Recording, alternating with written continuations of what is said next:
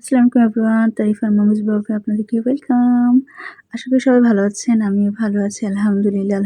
এখন অনেকটা আমি সুস্থ। তাই আজ প্রায় ১০ দিন পরে আমি কিচেনে এসেছি। কিচেনে এসে হালকা পাতলা একটু রান্নাবান্না করব। যেহেতু অনেক দিন ধরে আমি রান্না করতে পারছি না।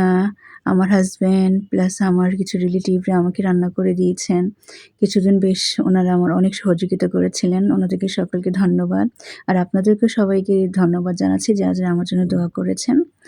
এই তো আ এই বাচ্চাদের এক্সাম শুরু হয়ে গিয়েছে। যেহেতু বাচ্চাদের এক্সাম শুরু হয়েছে তা ওদের জন্য আমাকে একটু সুস্থ হতে হবে।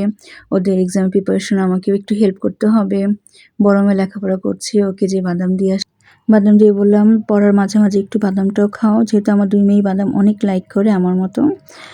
আর ছোটটা ওই যে তাকেও দেখছি সে কি পড়ছে, যেহেতু কালকে ২ জনেরই এক্সাম। সো এক্সামের প্রিপারেশন একটু হেল্প করছি তাদের, পাশাপাশি আবার একটু রান্নাবান্নাও করছি। সো আপনারা আমার ২ মেয়ের জন্য দোয়া করবেন, তাদের এক্সাম যেন ভালো হয়। আমার জন্যও দোয়া করবেন, আমার শরীরটা যেন আরও দ্রুত সুস্থ হয়ে যায়। অসুস্থ হলেই বোঝা যায় আসলে সুস্থতা হচ্ছে আল্লাহর দিক থেকে দেওয়া অনেক বড় একটা নেয়ামত। অসুস্থ তো মানুষ ইচ্ছা করে হয় না, তা হয়ে যায়।